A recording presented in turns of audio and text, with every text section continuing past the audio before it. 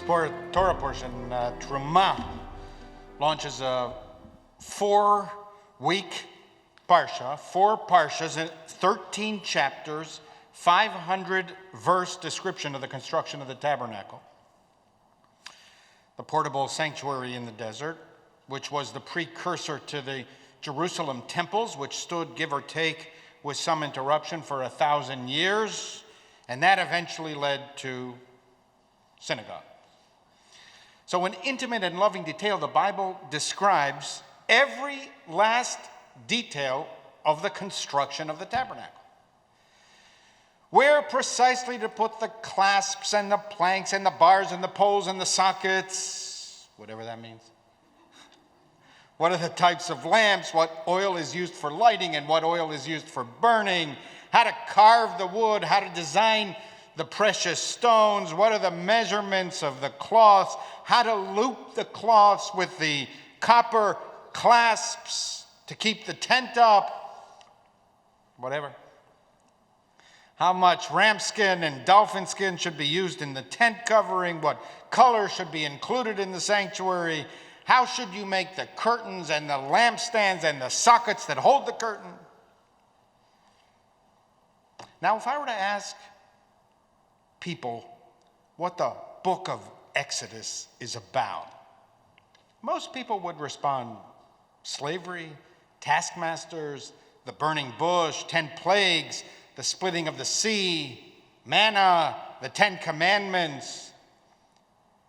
Except for we who make a living studying the Bible, few others would know that a full third of this book of freedom is about the minute details of building and construction, which, by the way, is something that most people who make a living studying the Bible hate. If we were good at building stuff, we wouldn't be what we're doing.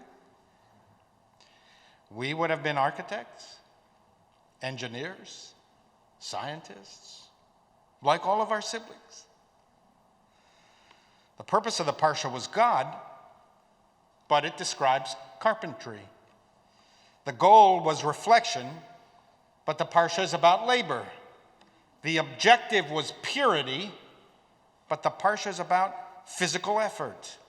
The aspiration was of the spirit, but the parsha is about perspiration, the sweat of the brow.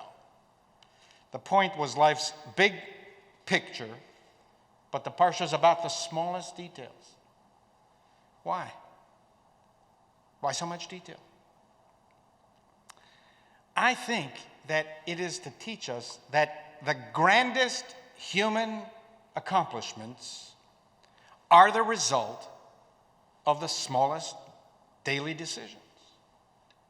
The sublime is a product of the ordinary.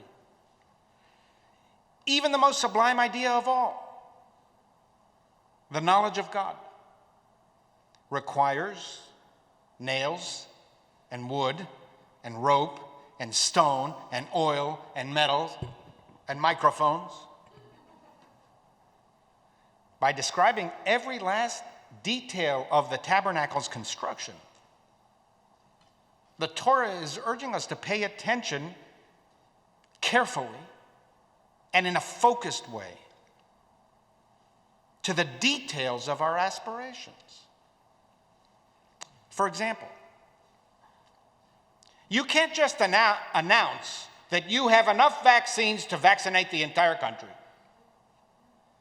You have to figure out how to get those vaccines into the arms of Americans. An exceedingly complicated endeavor that requires many people who think about, really obsess about the organization, the logistics, the details of figuring out how to get these vaccines eventually into the arms of Americans.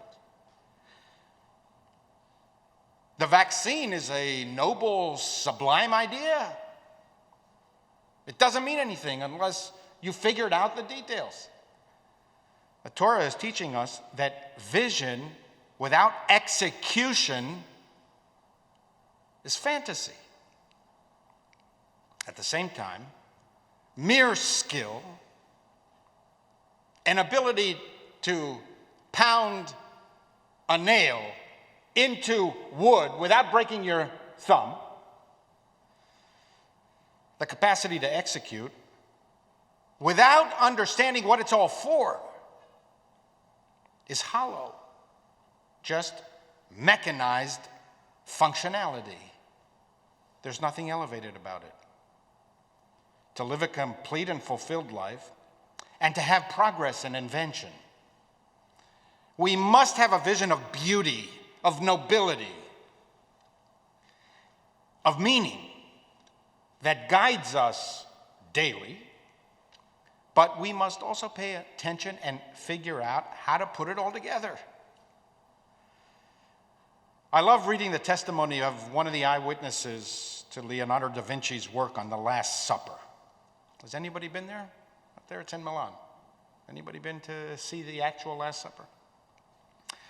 This eyewitness described how the master painter painted the Last Supper. He said Leonardo would arrive early, climb up on the scaffolding, and set to work. Sometimes he stayed there from dawn to sunset, never once laying down his brush, forgetting to eat and drink, painting without pause. At other times, he would go for 2 or 3 or 4 days without touching his brush, but spending several hours a day in front of the work, his arms folded, examining and criticizing the figures to himself. I also saw him, said the eyewitness, driven by some sudden urge at midday when the sun was at its height, leaving the Cortevecchia, where he was working on his marvelous clay horse, that didn't actually survive, but that's another story. I saw him leaving the Cortevecchia to come straight to Santa Maria without seeking shade and clamber up onto the scaffolding, pick up a brush, put in 1 or 2 strokes, and then go away again. I love that, the visual of the great Leonardo working on one of his masterpieces, rushing in from another project in the middle of the day to solve a minor problem that he had been thinking about by painting a stroke or 2 and then leaving is as fascinating as it is revealing. One of the most sublime of human creations, this painting, was the result of thousands of tiny brush strokes and decisions how to paint. We are so familiar with Leonardo da Vinci's finished masterpiece that its perfection seems inevitable to us. But Leonardo fought over every inch of that canvas. He paid attention to the smallest detail. As with the geniuses of our species, so with the rest of us. The extraordinary begins as ordinary. One ordinary thing after another, enough of them in the right places on the canvas of life may produce a masterpiece. Leonardo da Vinci was an obsessive observer. He kept a small notebook hanging from his belt at all times and jotted down every idea that came to mind. There are some 7,200 pages of these notebooks that have survived. And scholars estimate that what has survived, the 7,200 pages, is only a quarter of what he actually wrote. If you've seen pictures of these notebooks, you might have noticed that many of the pages are crammed with text and drawings covering the entire page. It was because, first, paper was expensive back then, but also Leonardo's mind functioned this way. He could return to a page even months or years later and add a minor thought, as he would often return to his masterpiece months and years later and add a stroke here or there. That's how The Mona Lisa ultimately became finished. He actually never thought he finished it. Leonardo was looking for patterns, and patterns are discovered in the details. Every lasting human accomplishment must be a fusion of imagination and perspiration, vision and execution. And that is the fusion that is described in the Torah in the building of this most noble idea of the tabernacle. Without vision, we are mechanical, robotic, merely functioning our way through life. But without functionality, we're just one of the many dreamers who lived in the skies in a fantasy world of their own making. I find it immensely satisfying and poignant that the final recorded words, the last words on the last page of these something like 7,200 pages of notes of the great Leonardo da Vinci are these: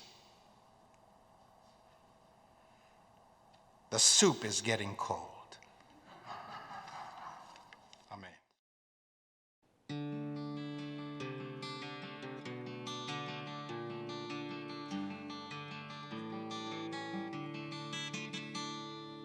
הנה מה טוב ומה נעים, שבת אחים גם יחד.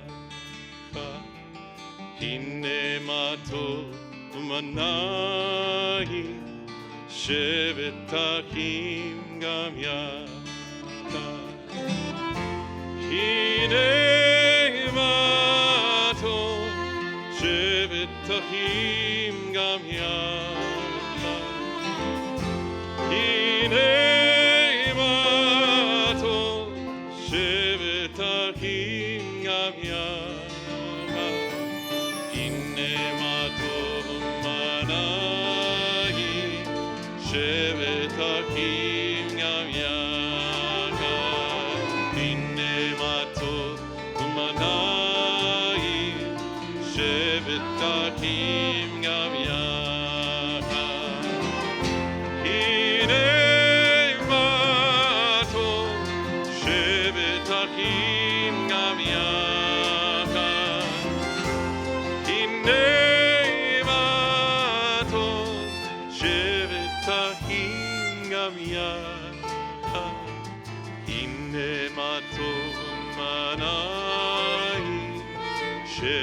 אחים גם יחד. הנה מה טוב ומה נעים, שבת אחים גם יחד.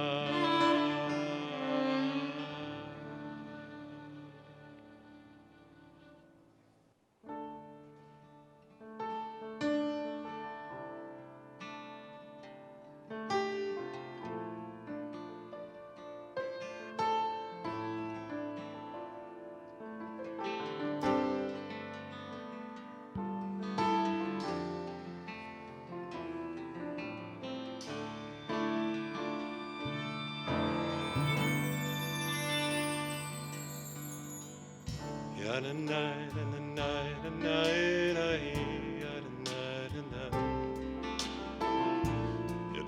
the night and the night and night,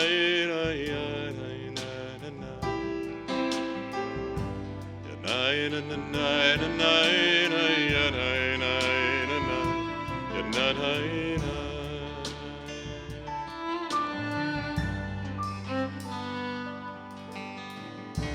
The night and the night and night, the night and night, the night and the night and night, the night and the night and night, the night, the night. Tonight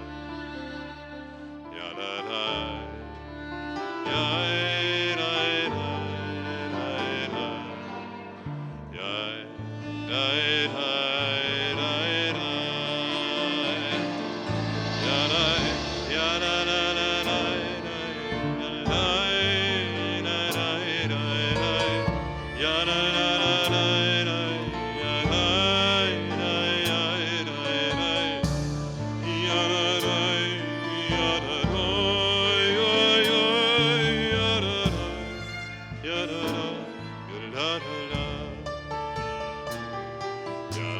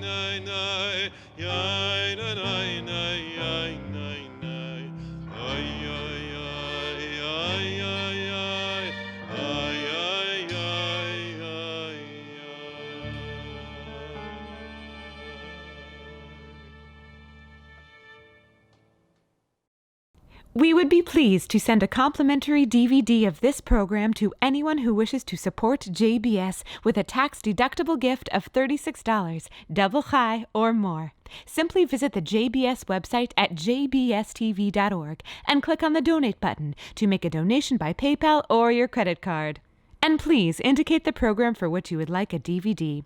Or you can send your tax-deductible check to JBS, Post Office Box 360, Stamford, Connecticut 06904. Or you can call the JBS Pledge Line at 833-MY-JBS-TV. That's 833-695-2788. And again, please remember to indicate which program you would like to receive with our compliments. We thank you for your kind support.